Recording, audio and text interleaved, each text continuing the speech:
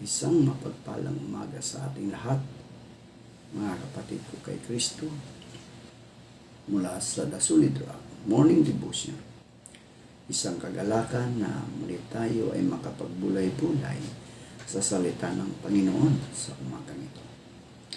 Mga ilang minutong pagbubulay-bulay ng mga salita ng Panginoon upang papurihan at sambahin ang ating Panginoong Hesukristo. Magandang umaga sa ating lahat. Isang bagong araw na naman ang pinagkaloob sa atin ng Diyos. Isang bagong pagkakataon upang siya ay pasalamatan, purihin at paglingkuran. Sa bawat umaga, marami tayong kinaharap na gawain, responsibilidad at mga hamon. Ngunit bago natin harapin ang mundo, mahalagang simulan natin ang araw na nakatingin at nakatayo sa matibay na bato, ang ating Panginoong Hesukristo. Maaaring magbago ang ating kalagayan, ngunit hindi nagbabago ang Diyos. Maaaring may mga bagay na hindi natin alam kung paano haharapin, ngunit maaari tayong magtiwala sapagkat ang Diyos ang ating lakas, gabay at kanlungan. Kaya sa umagang ito, buksan natin ang ating mga puso at isipan sa presensya ng Diyos. Hayaan natin ang Kanyang salita ang manguna sa ating mga desisyon at ang Kanyang presensya ang magbigay sa atin ng kapayapaan. Simulan natin ang araw na kasama natin ang Diyos. Sapagkat kapag si Kristo ang ating matibay na bato, mayroon tayong lakas na harapin ang anumang hamon ng buhay. Magandang umaga muli at naway pagpalain tayong lahat ng Panginoon. Ang ating pong pagminilayan ngayong umaga, mga kapatid, ay matatagpuan sa Mateo, Kabanata 18, talatang 20. Ito po ang sinasabi, sapagkat saan may 2 o 3 nagkakatipon sa pangalan ko, naroon akong kasama nila. Pinagpala na po tayo sa pagkabasa at pagkarinig ng kanyang mga salita. Samahan ninyo ako sa pananalangin. Amang mapagmahal na Diyos, lumalapit po kami sa iyo, dala ang aming mga kapatid na naghahanap ng trabaho. Alam mo po ang kanilang pangangailangan, pangarap at mga alalahanin para sa kanilang pamilya. Panginoon, buksan mo po ang mga pintuan ng oportunidad para sa kanila. Gabayan mo sila sa bawat aplikasyon, sa bawat interview, at sa bawat desisyon. Ibigay mo po ang tamang trabaho na naaayon sa kanilang kakayahan at pangangailangan. Bigyan mo sila ng lakas ng loob na huwag sumuko kahit maraming pagkakataong hindi nagiging matagumpay. Kapag sila ay pinanghihinaan ng loob, ipaalala mo na ikaw ang kanilang tagapagtustos at hindi mo sila iniiwan. Bigyan mo sila ng tiyaga, karunungan at pananampalataya habang naghihintay sa iyong kasagutan. Dalangin din namin ang kanilang mga pamilya. Tulungan mo silang manatiling matatag at magtiwala sa iyong panahon at plano. Panginoon, naway ang bawat naghahanap ng trabaho ay makahanap ng marangal, sapat at makabuluhang hanap buhay. Gamitin mo ang kanilang mga kamay at kakayahan upang maging pagpapala sa kanilang pamilya at sa ibang tao. Aming mapagmahal at makapangyarihang Diyos, maraming salamat po sa buhay ng aming mga overseas Filipino worker na nagsasakripisyo at nagsisikap para sa kanilang mga pamilya. Kayo po ang maging kanilang kalakasan, gabay, at kanlungan sa bawat araw na sila ay malayo sa kanilang mga mahal sa buhay. Panginoon, ingatan ninyo sila saan man silang bansa naroroon. Ilayo ninyo sila sa kapahamakan, sa aksidente, karamdaman, pang-aabuso at anumang pang-anib. Bigyan ninyo sila ng mabuting kalusugan, sapat na lakas, karunungan at tapang upang harapin ang mga hamon ng kanilang trabaho. Kapag sila ay nakakaramdam ng pangungulila, pagod, takot o kalungkutan, iparamdam ninyo sa kanila na hindi sila nag-iisa.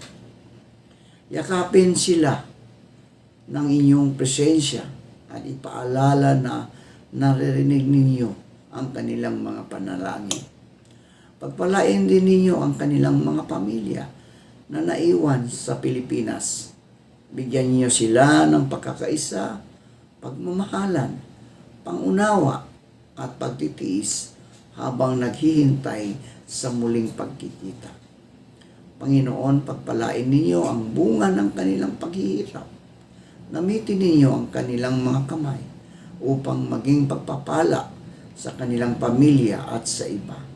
Naway dumating ang panahon na sila ay makauwi ng ligtas at makasama muli sa ang kanilang mga mahal sa buhay.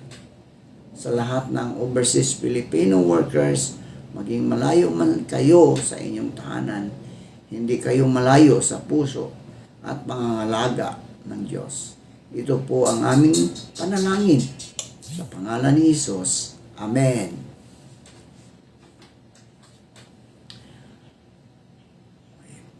Prayer meeting ang ating pamagat ng ating pagninilayan ngayong umaga, mga kaibigan. No, prayer meeting.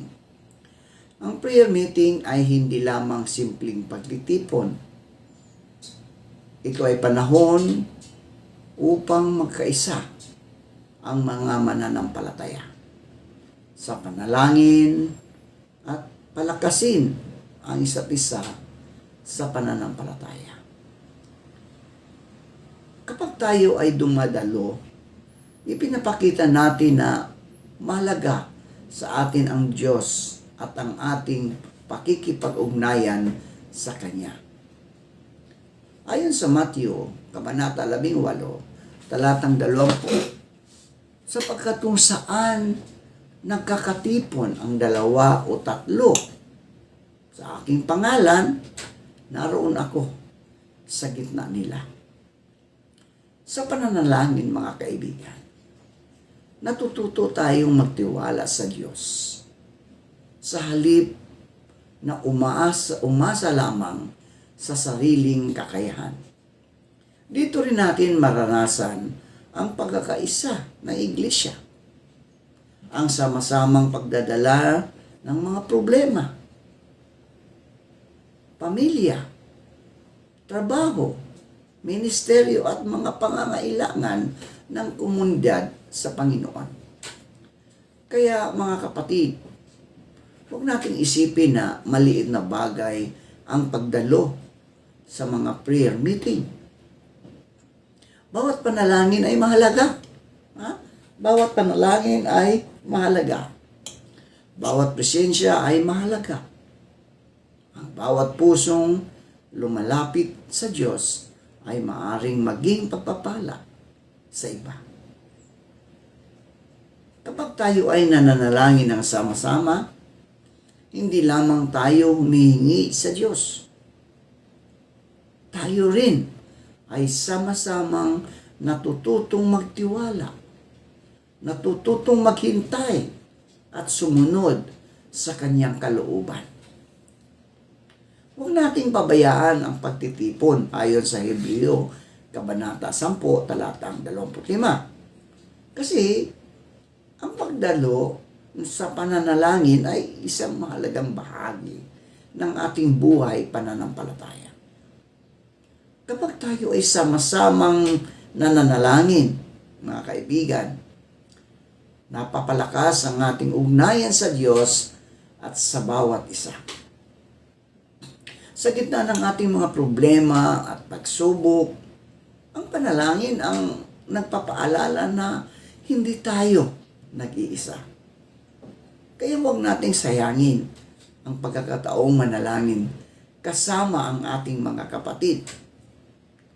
Sa bawat pananalangin, inilalapit natin ang ating puso sa Diyos at muling pinatitibay ang ating pananampalataya. Kaya ang prayer meeting ay isang mahalagang gawain ng mga mananampalataya, mga kaibigan. Sapagkat dito tayo sama-samang lumalapit sa Diyos upang manalangin. Pasalamat, humingi ng patnubay, at ipanalangin ang pangailangan ng bawat isa. Hindi lamang ito simpleng pagtitipon, kundi isang pagkakataon upang palakasin ang ating relasyon sa Diyos at ang pagkakaisa ng buong iglesia. Ang prayer meeting dito pinapalalim ang ating relasyon sa Diyos. Kasi sa panalangin, mga kaibigan, tayo ay nakikipag-usap sa Diyos. Nagpapasalamat sa Diyos sa buong isang linggong nagdaan na siya ay patuloy na nagbibigay sa atin ng lakas. Ibinabahagi natin sa Kanya ang ating mga pangamba, problema, pangarap at pasasalamat.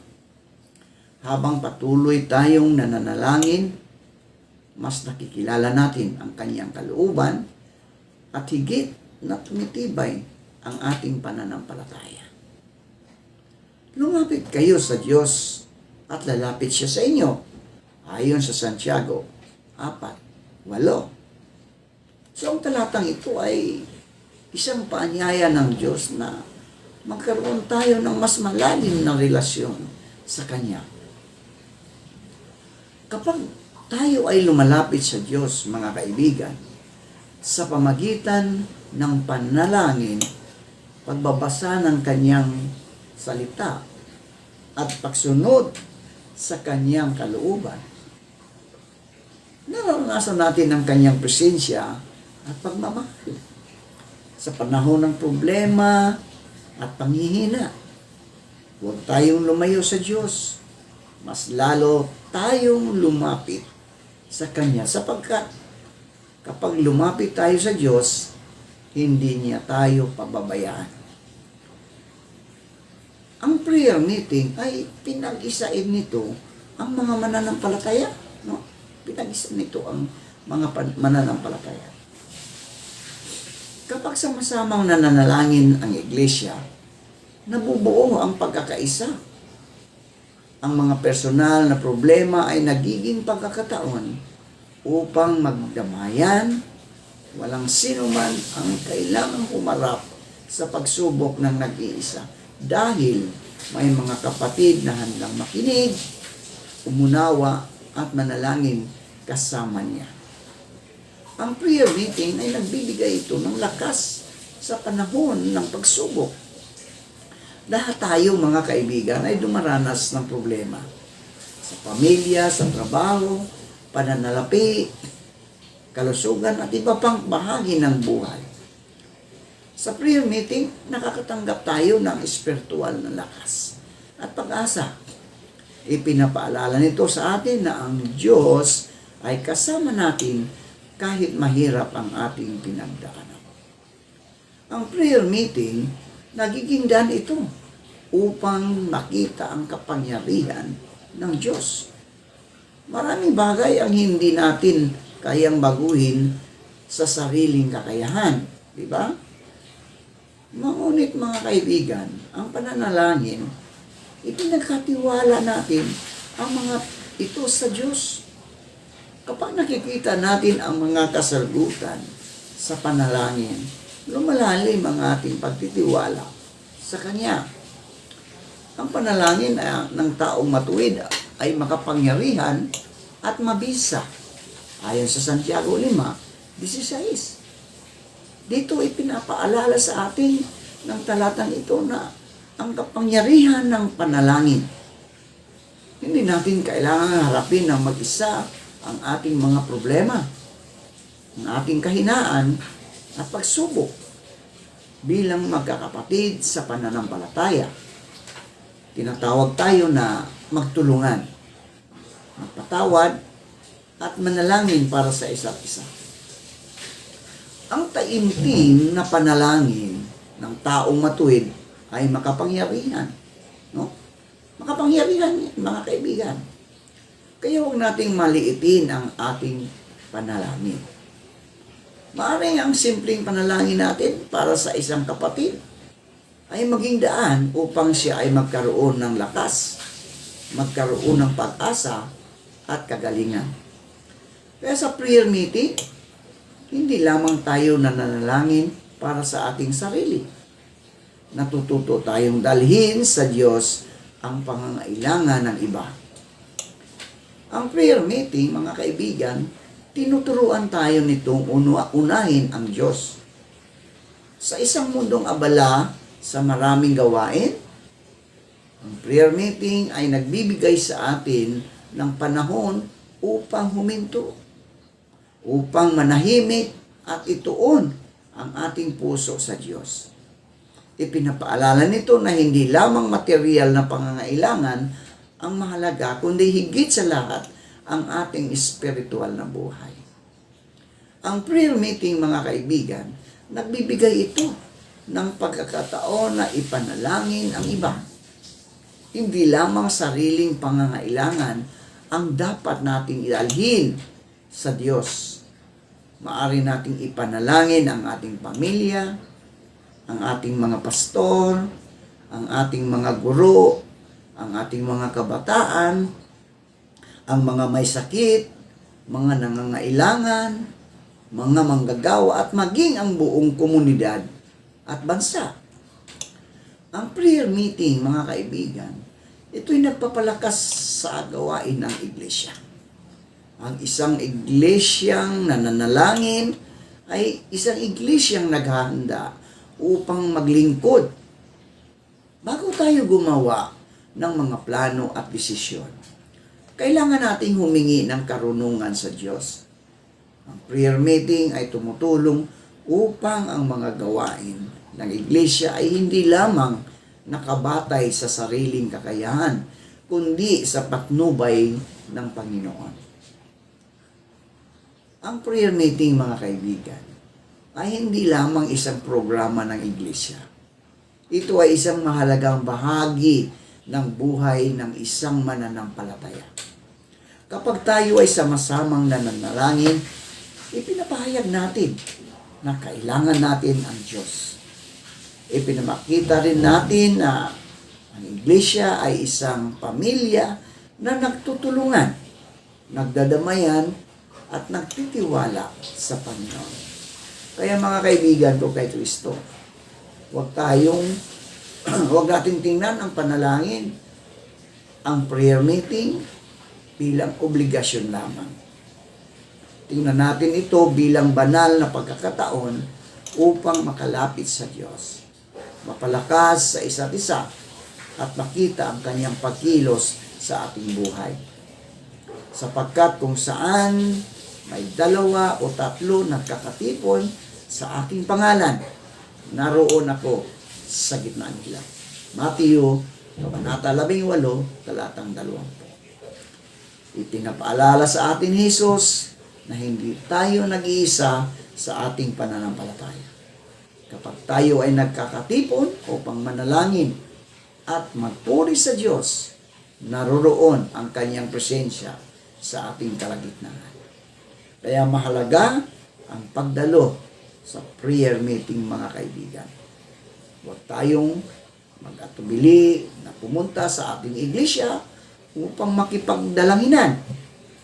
Dahil ang Diyos ang nagbibigay sa atin ng lakas, buhay, upang tayo ay patuloy na magburi, makipag-ugnayan sa Kanya. Hindi lamang tayo pumupunta upang makinig o magsalita, kundi upang sama-samang hanapin ang Diyos at palakasin ang isa't isa. Kapag nagkakaisa tayo, mga kaibigan, sa pananalangin, nagiging mas matatag ang ating pananampalataya. At mas naranasan natin ang presensya ng Panginoon. Kaya ito ang hamon sa atin, mga kaibigan. So, ang prayer meeting ay hindi lamang isang gawain ng simbahan. No? Hindi lamang isang gawain ng simbahan. Ito ay pagkakataon upang makalapit tayo sa Diyos at mapalakas ang ating pananampalataya. Marami tayong dahilan upang hindi makadalo. Naroon yung pagod, naroon yung trabaho, naroon yung problema, oras, o minsan ay kawalan ng gana. Ngunit mga kaibigan, ang tunay na hamon na ito, ano ang inuuna natin? Ha? Ano ang inuuna natin? Ang ating mga dahilan o ang ating relasyon sa Diyos? Importante, mga kaibigan, yung ating relasyon sa Diyos, ang ating uunahin. Kasi ayon sa Hebreo, Kabanata 10, talatang 25, ay nagpapaalala sa atin na huwag nating pabayaan ang ating pagtitipon bilang mga mananampalataya. Sa darating na prayer meeting tuwing Huwebes o Miyerkules o Huwebes, no, mga kaibigan, gumawa tayo ng paraan upang makadalo. Gumawa tayo ng paraan. Huwag tayong tatamad-tamad dahil kung ang Diyos, mga kaibigan, ay hindi na magbibigay sa atin ng pagpapala. Nako, delikado yan, mga kaibigan. Kaya huwag nating hintayin na maging madali ang lahat bago tayo manalangin. Lumapit tayo sa Diyos. Kahit tayo ay pagod, kahit tayo ay may problema o nangangailangan ng kanyang tulong. Isang panalangin, isang presensya, at isang puso handang lumapit sa Diyos ay maaaring maging pagpapala sa buong kapatiran. Kung mahalaga sa akin ang Diyos, ano ang kaya kong isakripisyo upang makadalo at makapanalangin kasama ang aking mga kapatid? Yun po ang tanong sa ating sarili, mga kaibigan. Kung mahalaga sa iyo ang Diyos, kaibigan, ano ang kaya mong isakripisyo upang makadalo at makapanalangin kasama ang iyong mga kapatid kay Kristo? Manalangin tayo. Aming mapagmahal na Diyos at Ama, maraming salamat po sa pagkakataong kami ay muling nagkatipon upang manalangin at makinig sa iyong salita. Salamat po sa iyong presensya, pag-ibig, at walang sawang paggabay sa aming buhay. Panginoon, tulungan mo kami maging tapat sa pananalangin.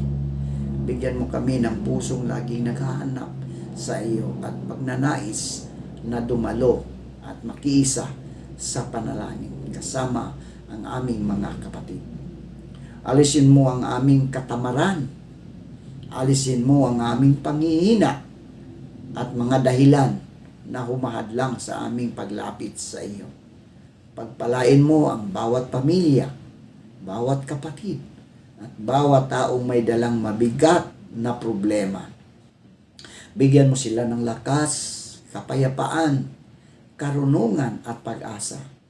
Naway hindi lamang kami manalangin kapag may problema, kundi maging bahagi ng aming araw-araw na buhay ang pakikipag-usap at pakikipag-ugnayan sa iyo. Sa lahat ng aming panalangin at mga kahilingan, ang iyong kalooban ang maangyari. Ito po ang aming dalangin sa pangalan ni Jesucristo na aming Panginoon at tagapagligtas. Amen.